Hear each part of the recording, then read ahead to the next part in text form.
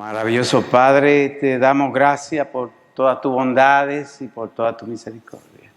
Gracias por este día sábado. Te pedimos que tu presencia, a través de tu Santo Espíritu, esté aquí en medio nuestro y también esté en nuestros corazones para que podamos gozarnos en la comunión contigo. Te pedimos perdón por nuestras faltas, borra nuestras rebeliones y maldades. Te lo pedimos y agradecemos en Cristo Jesús, nuestro amante Salvador. Amén. Y dice así: para algunos que se tenían por justos y menospreciaban a los demás, les contó esta parábola. 2 hombres subieron al templo a orar, un fariseo, el otro publicano. El fariseo oraba de pie consigo mismo de esta manera: Dios, te doy gracias porque no soy como los demás hombres, ladrones, injustos, adúlteros, ni aun como este publicano. Ayuno 2 veces a la semana y doy el diezmo de todo lo que gano. Pero el otro publicano, quedando lejos, ni quería alzar los ojos al cielo, sino que golpeaba su pecho, diciendo: Dios, ten compasión de mí, que soy pecador. Os digo que éste descendió a su casa justificado, pero el otro no, porque el que se enaltece será humillado, y el que se humilla será enaltecido. Amén. Buenos días, hermanos. Feliz sábado. Nosotros sabemos que desde el principio, cuando Dios creó al hombre, o sea, Adán y Eva, rápidamente ellos cayeron, ellos desobedecieron.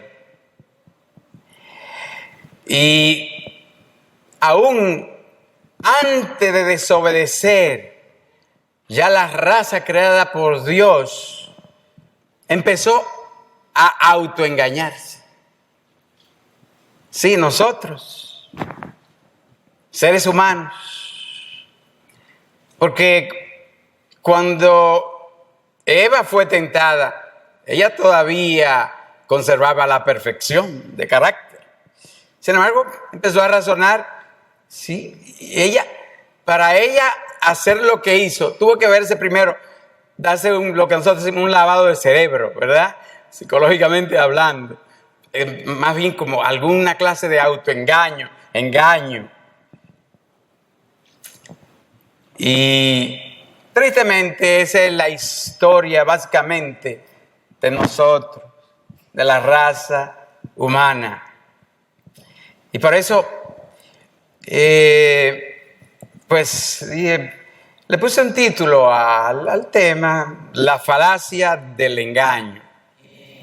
¿Qué es el engaño? O sea, ¿qué es el autoengaño? ¿Qué es el autoengaño? O sea, ¿sabe? Esto no pasa, esto es un denominador común a todo el ser humano. No es a uno sí, a otro no. No, es común a todo el ser humano. Es el proceso, dice, de negarse a racionalizar la relevancia, o sea, significado o importancia de evidencia contraria y argumentos lógicos que son opuestos a los propios. El autoengaño implica convencerse a sí mismo de una verdad, entre comillas, o la falta de la verdad, que no revela un autoconocimiento del engaño. También se puede definir como el arte de mentirse a sí mismo sin darse cuenta. Por eso, yo sé que todos ustedes lo han leído, el Salmo 139, 23 y 24. ¿Qué dice allí el salmista David? En el Salmo 139, versículo 23 y 24. Dice el salmista: examíname, oh Dios, y conoce mi corazón. Pruébame y conoce mis pensamientos. Entonces dice: y ve, se escudriña, si hay en mi camino de perversidad, y guíame en el camino eterno.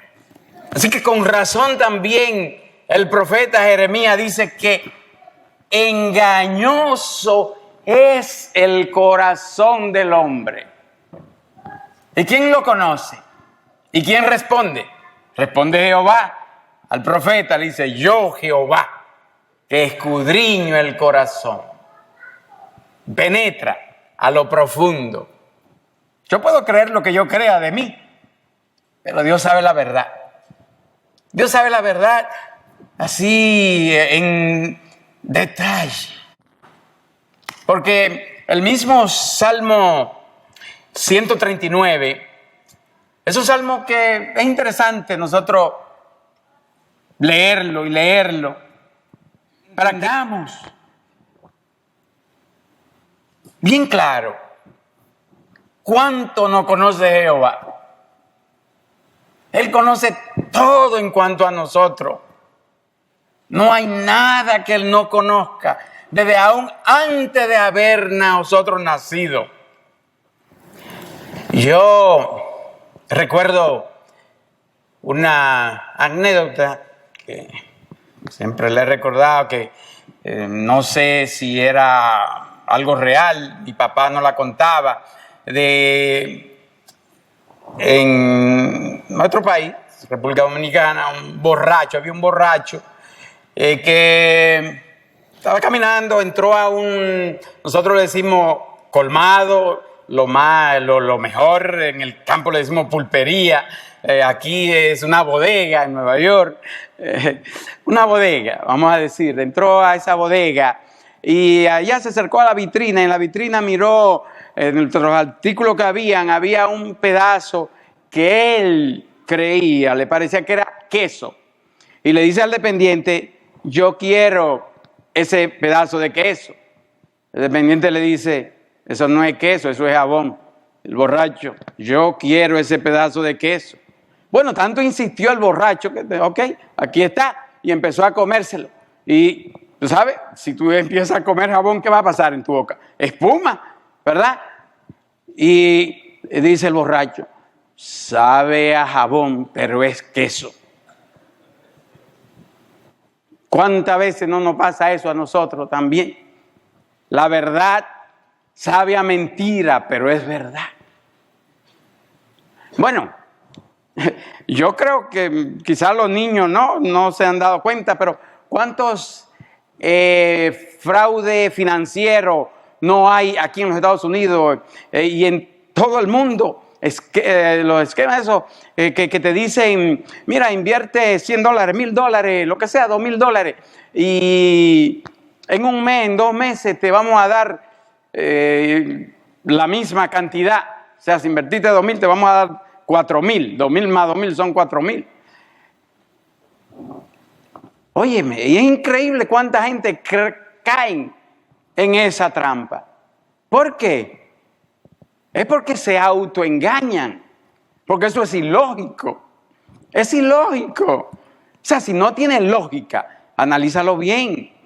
Y si aquí hay una lupa, en la palabra de Dios es una lupa, porque dice el salmista que lumbrera es tu palabra a mi camino, ¿verdad? O sea, lámpara es a mi pie tu palabra y lumbrera a mi camino. La Biblia nos alumbra. Sí, ¿sabe? La Biblia da sabiduría. Sí, porque ¿de dónde? ¿Qué dice el sabio Salomón?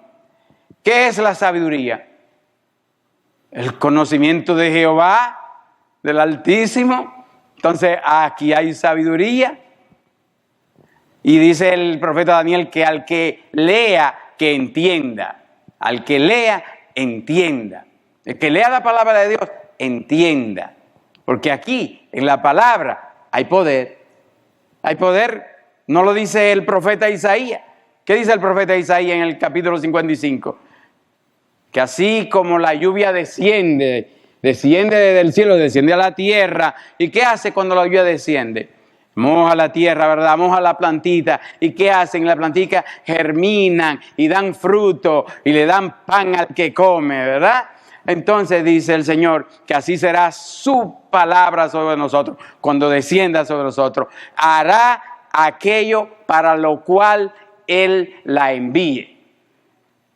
Su palabra es para transformar nuestro carácter. Pero ¿a quién contemplamos? ¿Qué contemplamos? ¿Y quién es el que va a transformar nuestro carácter? ¿Y quién es el que va a transformar nuestra vida? Vamos a tener una oración antes de ir al capítulo 18 de Lucas. Aquí oremos. Padre querido, gracias por tu palabra. Pedimos que tu palabra haga en nosotros aquello para lo cual tú le envíes y transforme nuestro carácter y podamos ser verdaderamente tus hijos. Gracias, Padre. Por Jesús te lo pedimos y agradecemos. Amén. Amén. Vamos a ver ahora la parábola de Lucas en el capítulo 18 de Lucas, que es uno de los evangelios, el tercer evangelio, escrita por el doctor Lucas. Y aquí nos dice, de hecho, esta parábola, pues, la refirió el más grande maestro que haya alguna vez pasado por la tierra, a Jesús, el maestro de los maestros. Algunos que confiaban en sí mismos como justos y menospreciaban a los otros. Vayan palabra por palabra meditando. Confiaban en sí mismos como justos. Confiaban en sí mismos. ¿En quién? En ellos mismos. O sea, estaba de adentro, como la nueva era, ¿verdad? La nueva era, ¿cuál es el mensaje de la nueva era? Dentro de nosotros hay poder. Nosotros hay poder. Lo que tenemos que sacar, ese poder que hay en nosotros. Sí, ese es el mensaje de la nueva era y de muchos libros, ¿verdad? Pero en nosotros no está el poder. Nosotros no hay nada bueno. Nosotros no servimos para nada. Nosotros somos como trapos de inmundicia. Pero Cristo, ahí sí hay poder. Y contemplando a Cristo, somos transformados a su imagen, a su semejanza, y ya no tenemos que preocuparnos por nada más de que si yo soy él, aquí no tenemos. Lo que tenemos que preocupar, contemplemos a Jesús y seremos transformados a su imagen. Olvidémonos de, no sé, quienes ven novelas, no debemos. Olvidémonos de esas películas que no, si quieren ver alguna película buena, yo no miro ninguna, no me gustan, pero si quieren ver alguna buena, pues busca alguna que esté buena, que te dé un buen mensaje, pero no lleve a tu televisión cosas que no te construyan moralmente, espiritualmente, porque entonces, ¿quién es que te está transformando? ¿Y a la imagen de qué te está transformando? Y sigue diciendo, 2 hombres subieron al templo a orar. Aquí estamos en el templo. Uno era fariseo y el otro publicano. Eran 2 adoradores. Subieron. Y el fariseo, puesto en pie, oraba ¿con quién? Consigo mismo. ¿Se han dado cuenta del trayecto de la descripción? Consigo, ¿verdad? En sí mismo. O sea, el fariseo estaba concentrado ¿en quién? ¿En Dios? No, en él mismo, en sí mismo. Así que él oraba consigo mismo de esta manera. Dios, te doy gracias porque no soy como los otros hombres. ¿Han escuchado esta oración alguna vez? ¿La hemos hecho alguna vez? Ojalá que podamos ser como el publicano mejor. Porque en realidad dice la palabra que nosotros somos un tesoro especial, un pueblo especial. O sea, no necesitamos ser publicanos, vamos a decir en un sentido, pero tampoco jamás fariseo. Porque nosotros hemos sido llamados, la razón de nosotros ser aquí, en este lugar, es ¿para qué? No es para hacer lo que estamos haciendo hasta el momento. Porque dice Jesús que una luz tú no la pones debajo del almud, debajo de la mesa. ¿Dónde tú la pones? Donde alumbre. Y no sé qué estamos alumbrando hasta ahora.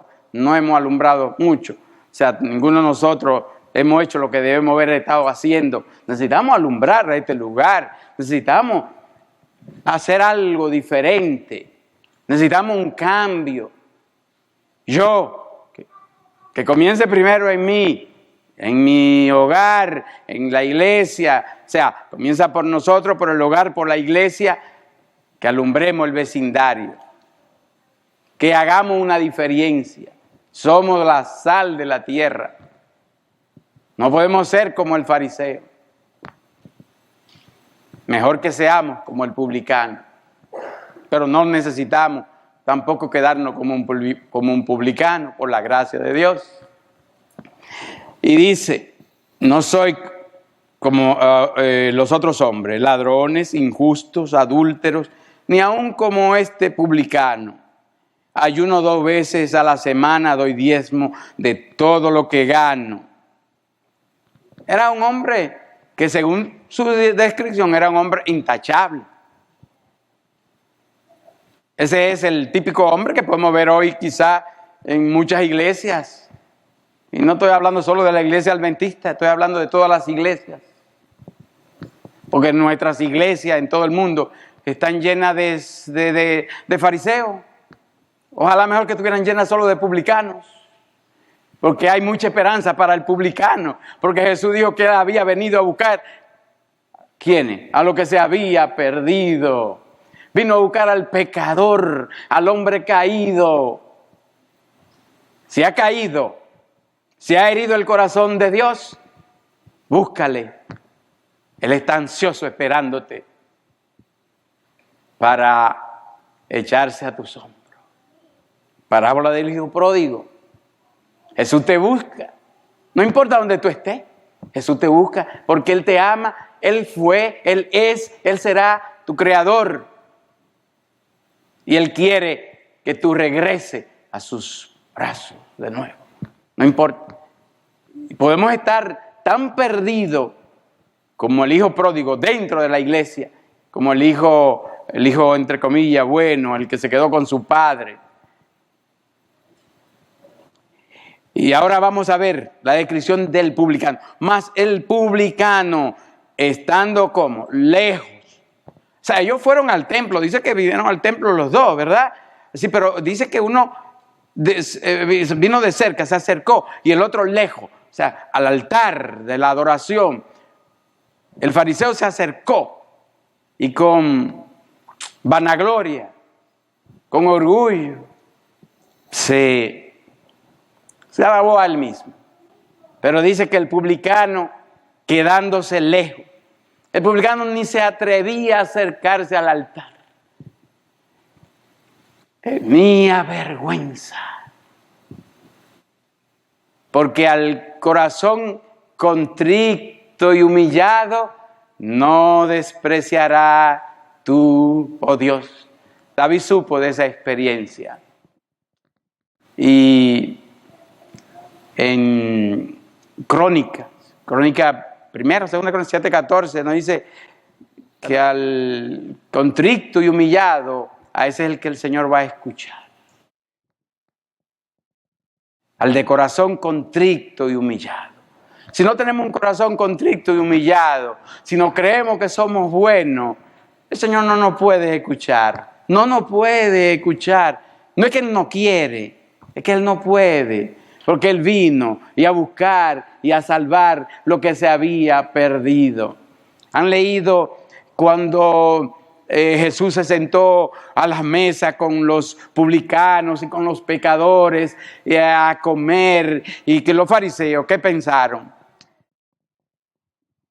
Ellos, como se creían buenos, como no sentían necesidad de un médico divino, dijeron: a los pecadores recibe, come con los pecadores. Y se los incriminaron a los discípulos, que por qué su maestro hacía eso con los pecadores.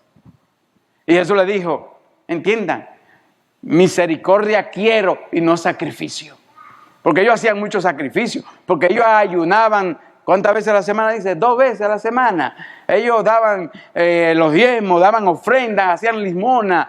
Ellos hacían todos los ceremoniales que hacían los fariseos. Cuando ustedes tengan tiempo, busquen a ver todos sus ceremoniales, las características de los fariseos. Eran, entre comillas, muy buena gente. Porque cuando el joven rico le dijo a Jesús: maestro, bueno, ¿qué haré para tener la vida eterna? ¿Qué le dijo Jesús? ¿Y por qué tú me llamas bueno? Ven acá, déjame ver cuál es tu motivo. ¿Por qué tú me llamas bueno? Jesús sabía que él era bueno porque él era y será Dios. Pero el joven rico no lo reconoció como Dios. Lo reconoció como un buen maestro. Le dice: maestro, bueno. Y Jesús le dice: ¿por qué tú me llamas bueno? Me estás guataqueando, ¿verdad? ¿Por qué me llamas bueno? ¿Cuál es tu motivo para llamarme bueno? Pero al final, pues, resultó ser que en realidad él no estaba dispuesto a seguir a Jesús. No estaba dispuesto.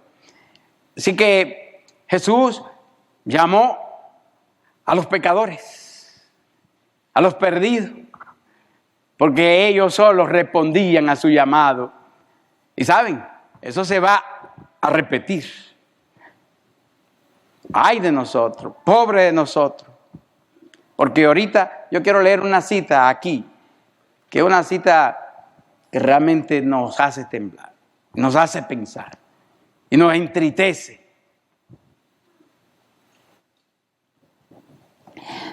Y sigue diciendo el publicano, y él no quería ni aún alzar los ojos al cielo. Él ni siquiera quería alzar los ojos al cielo, sino que se golpeaba en el pecho diciendo: Dios, sé propicio a mi pecador. Esa debe ser nuestra actitud hacia Dios. Sé propicio a mi pecador. Porque ¿qué hay bueno dentro de mí? ¿Qué hay de bueno? Dentro de mí no hay nada bueno. Yo no soy nadie, yo no soy nada. Solo podemos llegar a ser, por la gracia de Dios, hijos de Dios, transformados por su gracia, transformados para amar al hombre caído como Dios lo ama, para ayudar a Dios. Dios no necesita nuestra ayuda, pero Él nos ha dado esa oportunidad de ayudar al hombre caído y debemos amarlo. Cuando sienta odio al hombre caído, hazte seria pregunta y huye a Jesús, corre a Jesús desesperadamente. Porque el hombre caído, ¿sabían que el hombre caído es el objeto de máxima compasión de Dios? El hombre caído, no el hombre bueno, no el fariseo. El fariseo no necesita de Dios. El fariseo puede vivir sin Dios. El fariseo tiene su propio Dios, es su yo. Y sigue diciendo aquí y Jesús termina diciendo en el versículo 14: os digo que éste descendió a su casa justificado antes que el otro, porque cualquiera que se enaltece será humillado, y el que se humilla será ensalzado. ¿Ve? El principio divino es contrario al principio del hombre. El hombre ¿Cuál es el que está en alto? El que se ensalza. El rey, ¿verdad? El jefe. Ese es el que está arriba. Y yo. Pero en las cosas espirituales es al revés. Es totalmente diferente. El que se humilla será ensalzado. En el capítulo 12 de Eventos de los Últimos Días, hay una cita que yo sé que ustedes la han leído, la hemos leído. Es en el capítulo 12, que es el zarandeo, página 176. Dice aquí Elena G. de White: es una solemne declaración la que hago a la iglesia. ¿A quién? A la iglesia. Y nosotros somos parte de la iglesia. Así que es a todos, a cada uno de nosotros. Dice, de que ni uno de cada 20. Uno de cada 20. ¿Qué por ciento es ese 1 entre 20? Eso es que un 5%. Un 5%. 1 en cada 20 de aquellos cuyos nombres están registrados en los libros de la iglesia se haya preparado para terminar su historia terrenal y que estaría tan ciertamente sin Dios y sin esperanza en el mundo como el pecador común. Está dura esa cita. A mí, a cada uno de nosotros. Ni 1 en 20. ¿No es eso llamado solemne para que nosotros nos sacudamos? Para que nos acerquemos a Dios como aquel publicano, con vergüenza, con timidez, pero con profunda necesidad, reconociendo que no somos dignos, que no somos merecedores. Porque ¿quién de nosotros es digno? ¿Y quién se halló digno en el libro de Apocalipsis de abrir, de desatar el sello? No se halló ni uno solo digno. Solo digno es ¿quién? El Cordero. Ricky, solo digno es el Cordero. El Cordero de Dios que quita el pecado del mundo y quita el pecado de nuestras vidas. Jesucristo es maravilloso, pero hay que contemplarle a Cristo. Y si le contemplamos y si no nos resistimos, Él nos va a transformar. Él nos va a transformar. Dejemos a un lado las cosas que nos alejan de Jesús. ¿Qué es lo que me aleja a mí de Jesús? ¿Qué te aleja a ti de Jesús? Los afanes de la vida, la televisión, la computadora, el celular. ¿Qué nos aleja de Jesús?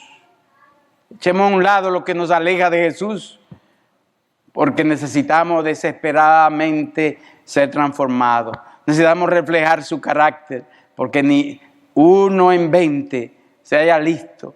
¿Para qué? Para ir al descanso con seguridad. Necesitamos que eso cambie en nuestra vida, en nuestros hogares, en nuestra iglesia. Que nosotros, por la gracia de Dios, despertemos a la realidad más importante, a la realidad de ser cristianos genuinos, cristianos transformados por su gracia, cristianos que reflejen su carácter. ¿Y cómo es el carácter de Jesús? ¿Qué dice la Biblia? Que Jesús es amor, Dios es amor. Y cuando el cristiano está lleno de amor, entonces va a reflejar el carácter de Jesús, porque el amor entonces da sus frutos. Y los frutos del amor son ¿qué? Gozo, paz, paciencia, benevolencia, templanza. En el libro de Isaías, aquí el profeta Isaías, en el capítulo 57, versículo 16 hasta el 20, aquí nos dice el profeta 56, 16 hasta el 20, porque no contenderé para siempre, ni para siempre me enojaré, pues decaería ante mí el espíritu y las almas que yo he creado. Por la iniquidad de su codicia me enojé y le herí, escondí mi rostro y me indigné, y él siguió rebelde por el camino de su corazón. He visto sus caminos, pero le sanaré, y le pastorearé, y le daré consuelo a él y a sus enlutados. Produciré fruto de labios, paz, paz, al que está lejos y al cercano, dijo Jehová, y los sanaré. Dios quiere bendecir a su pueblo. Dios ama a su pueblo. Sus emociones más profundas son hacia su pueblo. Y nosotros somos ese su pueblo. La última iglesia, la séptima iglesia, la Odisea. Pero nosotros sabemos que hay un mensaje muy fuerte a la iglesia de la Odisea. ¿Por qué ese mensaje tan fuerte a la iglesia de la Odisea? ¿Qué es lo que le pasa a la Odisea? Bueno, vamos a mirarlo así rápidamente, no en detalle, pero rápidamente, el mensaje a la Odisea, para que veamos cuál es el problema de la Odisea, qué es lo que le pasa a la Odisea, por qué esa reprensión tan fuerte a la Odisea y cuál es el propósito de esa fuerte reprensión de Dios a la Odisea. En el capítulo 3 de Apocalipsis, versículo 14 en adelante, ahí está el mensaje a la Odisea. Vamos a ver. Apocalipsis, capítulo 3. En el capítulo 3 de Apocalipsis aquí encontramos, comienza el mensaje a las iglesias, sigue el mensaje a las iglesias, que son 7 iglesias. Entonces nosotros que somos parte de la última iglesia, la séptima iglesia, la iglesia de la Odisea, este mensaje nos da directamente a nosotros, a cada uno de nosotros nos da. Y ojalá que llegue con poder a nosotros ese mensaje. Porque cuando un mensaje llega con poder a alguien, ¿qué hace? Hace una diferencia, sacude. Y el propósito de ese mensaje es sacudirnos, Porque nosotros, como los discípulos, estamos dormidos y necesitamos, si nos vamos a dormir, que nos durmamos preparados. Con los discípulos todos se durmieron, pero los que estaban preparados, ¿qué hicieron? Se levantaron y entraron con él a las bodas, porque estaban preparados. Así que dice el mensaje a la Odisea, en el capítulo 3, comenzando verso 14, y escribe al ángel de la iglesia en la Odisea. ¿Saben? El ángel, ¿quién es el ángel? Nosotros lo sabemos, ya lo hemos estudiado. El ángel, ¿quién es el ángel? El ministro, el pastor de la iglesia. Así que le dice al pastor de la iglesia en la Odisea: he aquí el amén, el testigo fiel y verdadero, el principio de la creación de Dios dice esto: yo conozco tus obras. ¿Recuerdan el Salmo 139, el Salmo de David, que Dios conoce todo? Y aquí nos está diciendo, le está diciendo a la Odisea a nosotros: yo conozco tus obras. ¿Y quién se puede esconder de Dios? Nos escondemos de los hermanos, ¿sí? Nos escondemos. Pero de Dios nadie se puede esconder, porque Él dice: yo conozco tus obras. Yo sé lo que tú estás haciendo. No lo escondas. ¿Para qué? ¿Cuál es el propósito? Yo lo conozco, yo lo veo, yo conozco tus obras, que ni eres frío ni caliente. Y ahora bien, jóvenes, ojalá que fuese frío o caliente. ¿Qué cosa?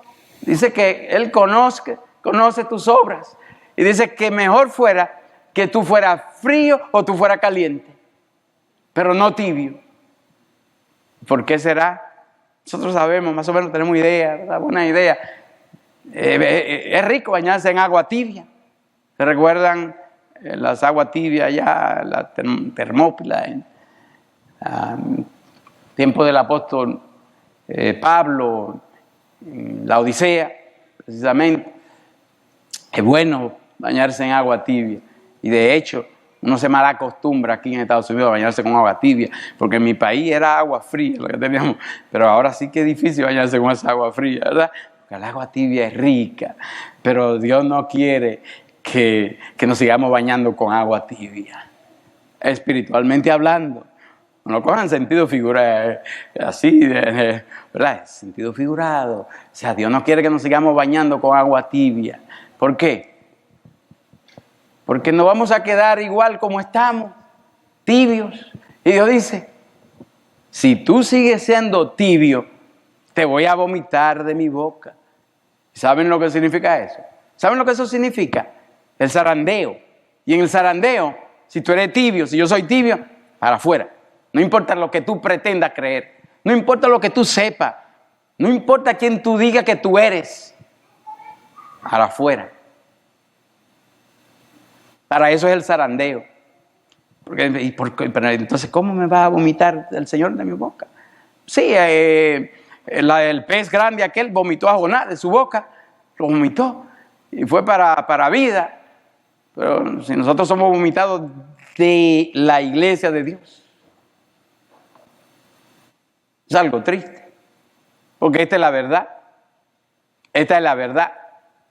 No importa lo que esté pasando, no importa las sacudidas, las cosas que estemos viendo que no van bien.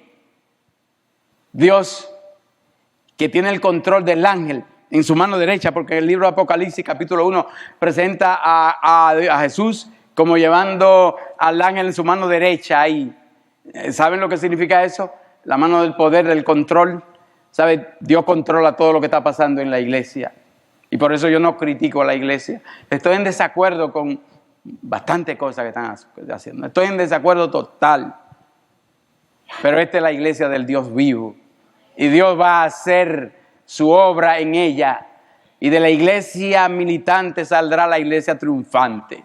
Y Dios va a sacar a los que no estén en una actitud correcta. Los que no están haciendo la cosa correcta.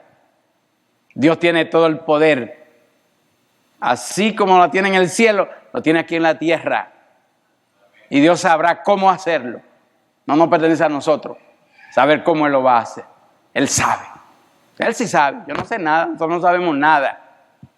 Sigue diciendo, pero por cuanto eres tibio y no frío ni caliente, te vomitaré de mi boca. Porque tú dices, yo soy rico. ¿Quién es ese? El fariseo. Yo soy rico.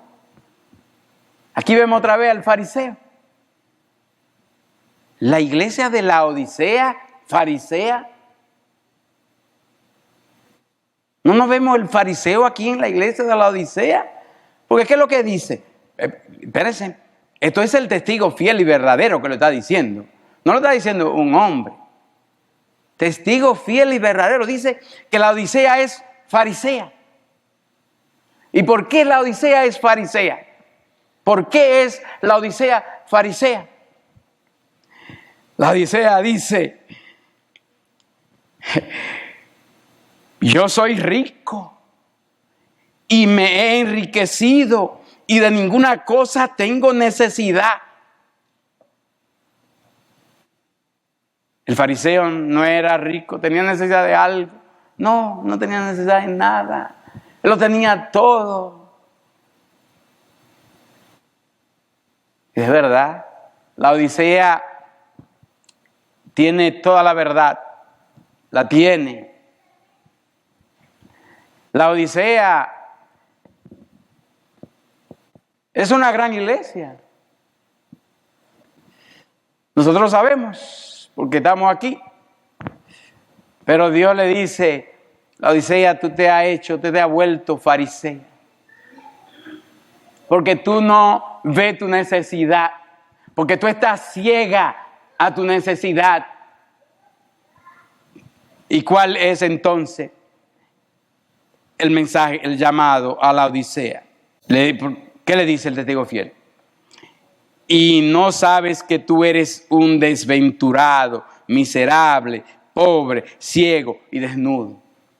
El hombre, el publicano. O sea, tú no sabes que tú eres un publicano. Tú te das cuenta que tú eres, en realidad, tú estás en bancarrota espiritual. Que tú no tienes nada bueno. Que te has desviado del camino que yo te mandé que ande. No estás haciendo las obras que yo quiero que tú hagas.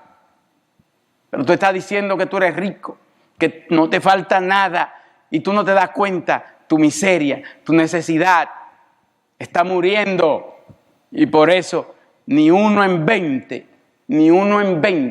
se haya listo para ir al descanso con seguridad, en paz con Dios, o para encontrarse con Dios en paz.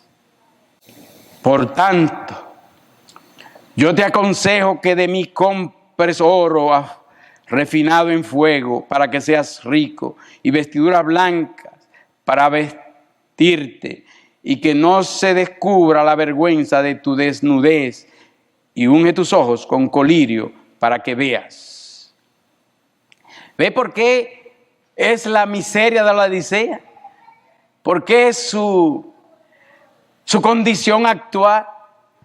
Porque se ha negado a seguir el consejo del testigo fiel. Este consejo no viene a tocarnos ahora a nosotros. Está desde el principio. Desde que los pioneros levantaron este movimiento, está ese mensaje. Y ese mensaje fue dado a la iglesia en 1888. La iglesia lo rechazó. Pero ¿y nosotros? ¿Estamos siendo mejores? No nos negamos una y otra vez a ponernos esa vestidura, la vestidura blanca, porque queremos nuestra propia vestidura, porque creemos, sí, yo puedo. No, tú no puedes, no, yo no puedo, pero Cristo sí puede. Probémoslo. Yo lo desafío a ustedes que probemos a ver si es verdad que Cristo puede, porque Él sí puede. Él sí puede. Yo sé que Él puede. Yo no sé si tú te has dado cuenta que Él puede. Él puede. Y por eso es que Él nos da ese mensaje, para que nosotros, en vez de creer en nuestra justicia, en vez de ponernos las hojas de higueras que descubren nuestra deformidad espiritual, que fue lo que hicieron nuestros primeros padres, nos pongamos la perfecta justicia de Cristo, que es su carácter, que es imputado al creyente por fe. Y así, nosotros somos vistos por el Padre sin mancha ni arruga, como si nunca hubiésemos pecado, porque delante de Él somos perfectos. Y para eso necesitamos con urgencia el colirio del Espíritu Santo. El colirio del Espíritu Santo. Porque dice el apóstol Juan que el Espíritu Santo es el que nos va a guiar, nos guía a toda verdad. Y nos convence ¿de qué? De pecado, de justicia y de maldad. El Espíritu Santo es el responsable de abrir nuestros ojos espirituales para que veamos nuestra condición y para que dejemos de ser y no seamos, por su gracia, fariseos. Porque nosotros no queremos ser fariseos, pero sin querer somos fariseos. ¿Por qué? Porque somos fariseos si no estamos contemplando a Cristo. Tenemos que volvernos fariseos obligatoriamente. Si contemplamos a Cristo, entonces la cosa cambia, entonces todo es diferente. Porque contemplando a Cristo es que somos transformados. Somos transformados y esa transformación no es algo de un instante. Es un proceso de toda la vida. Por eso, jóvenes, no se desanimen. Cristo implanta su carácter en nosotros a través de un proceso que se llama santificación, que dura toda la vida. Y en el proceso de la santificación, pues nosotros cooperamos con Dios, le permitimos que Él trabaje en nuestra vida. Y en ese caminar con Dios, sí pueden haber problemas, hay dificultades, pero siempre nuestra actitud debe ser como la del publicano. Dios se propicio a mí, pecador. No como la del fariseo jamás. Pensarnos que hay algo bueno en nosotros. Así que ojalá que nosotros podamos entender este mensaje. El mensaje que Dios nos da de que nos demos cuenta que en nosotros no hay nada bueno. Que no nos creamos que somos ricos porque tenemos la verdad. No, sino que mansamente, con un corazón contrito y humillado, vayamos a Jesús y le digamos lo que somos, porque Él lo sabe. Pero cuando Él ve que nosotros le decimos lo que somos, entonces Él se compadece de nosotros con piedad, con amor profundo. Él nos perdona, Él nos sana nuestras heridas. Que Dios nos ayude, que Dios nos bendiga, que por su gracia seamos sus hijos.